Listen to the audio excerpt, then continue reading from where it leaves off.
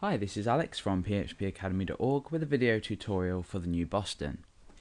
In this tutorial we're going to be looking at creating a simple application that's somewhat useless but gives us a good insight of how we can use jQuery's document ready and also the window unload functionality to create something somewhat of a user shared application. Now, you probably don't know what I'm talking about, so I'll go ahead and show you what I've done with regards to this. And then we'll take a look at how it works. We'll take a look at the database behind it. We are going to be using a lot of PHP in this tutorial, but then again that just shows in how the back-end development of jQuery is important as well, or back-end development, and allowing jQuery to utilize this. So I've created this page that actually just brings up a dialog asking a user to enter their name.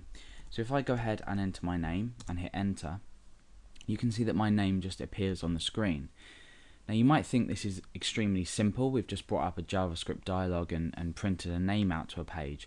In actual fact, what this has done is it's stored my name in a database. So I've got my username here, user_name. So that's stored that in a database, and then every half a second it retrieves new values from a database. And because it's a database or a database table based application, if we were to say duplicate this window, we would receive the same prompt.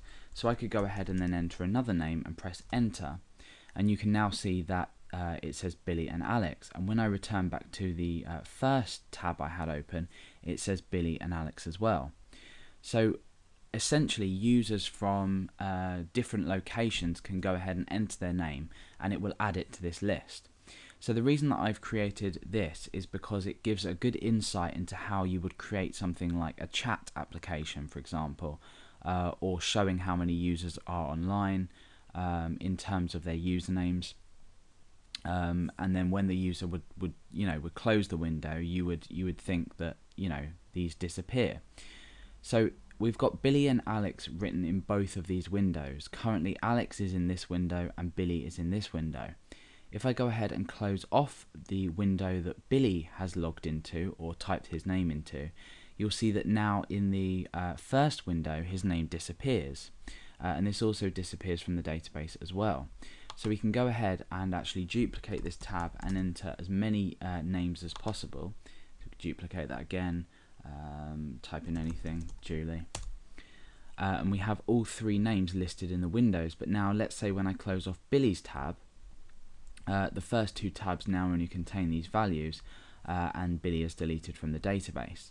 So this is essentially how it works. Although it's not practically usable, you wouldn't use this for anything and it wouldn't be placed on a site. It gives you a good insight into how you can actually store this data, relay it back to the user. We're going to be setting an interval as well of half a second for this data to be updated from the database. So therefore we're going to be using PHP to actually utilize this. So let's go ahead and get started with the tutorial. Let me just close this off. We're left with Alex. We'll close. I'll erase all the code and we can start writing out the tutorial. Okay, so we're over to our text editor. I'm going to talk a bit about the database as well in this first part of the tutorial, just so we can get to grips with what we're doing.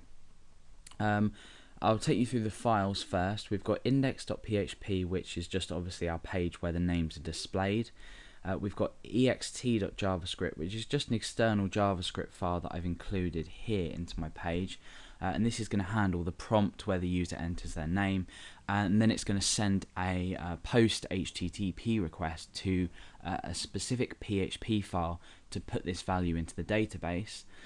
Then every half a second, so every 500 milliseconds, it's going to retrieve a list of users that have entered the website and entered their name, so basically all of the values from the database table.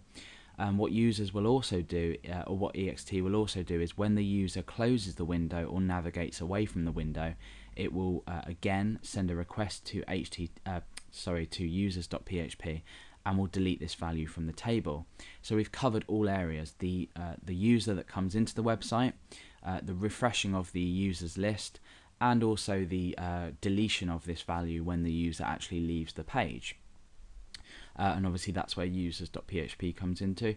We've also got db.php, which is included with by users.php. That's just literally so we can connect to our MySQL server and also select our table. So the first thing I want to do in index.php is go ahead and create an area where this data will be stored.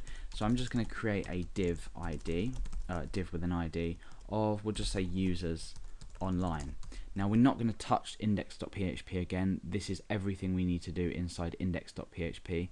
ext.js is going to handle the prompt. It's going to handle putting the user list into this div, so we don't need to actually do anything on index.php again. So inside ext.js, we want to go ahead and make sure the document is ready and loaded.